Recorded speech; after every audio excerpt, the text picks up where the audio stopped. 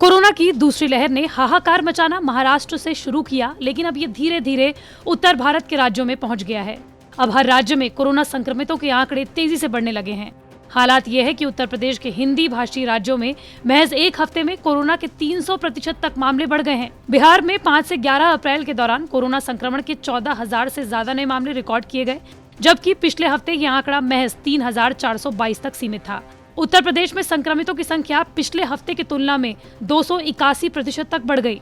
UP ने इस हफ्ते संक्रमण के 62,000 से ज्यादा नए मामले रिकॉर्ड किए गए, जबकि पिछले हफ्ते नए संक्रमितों की संख्या 16,269 थी। इसके अलावा हिंदी पट्टी के दूसरे राज्यों में भी कोरोना बहुत तेजी के साथ फैल रहा है।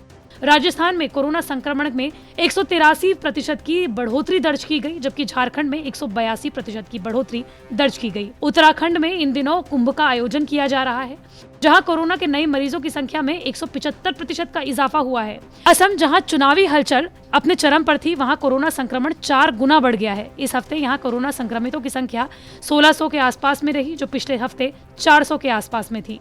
महाराष्ट्र अभी भी कोरोना संक्रमण में सबसे आगे है। इस हफ्ते संक्रमण की दर में 34% की बढ़ोतरी के साथ यहाँ पर 3 लाख से ज्यादा नए मामले मिले। वहीं छत्तीसगढ़ क्षेत्रफल में भले ही छोटा है, लेकिन इसके बावजूद भी यहाँ हफ्ते भर में संक्रमण 74,000 के पार पहुंच चुका है। इसके अलावा यूपी, कर्नाटक और दिल्ली का स्थान है। बात करें खासतौर पर उत्तर प्रदेश की, तो वहां अब भी कोरोना वायरस हाहाकार मचा रहा है।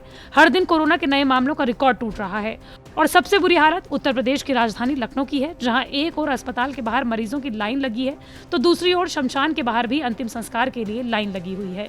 इस महासंकट के बीच कैबिनेट मंत्री ब्रजेश पाठक ने एक चिट्ठी लिखी है, जिसमें कहा गया है कि अगर खराब व्यवस्था पर ध्यान नहीं दिया गया तो लखनऊ में लॉकडाउन लगाना पड़ सकता है।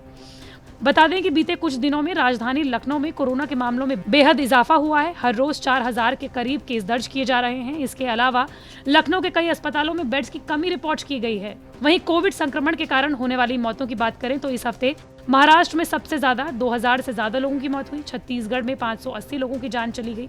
इसके अलावा पंजाब, यूपी, कर्नाटक, गुजरात और दिल्ली का नंबर रहा।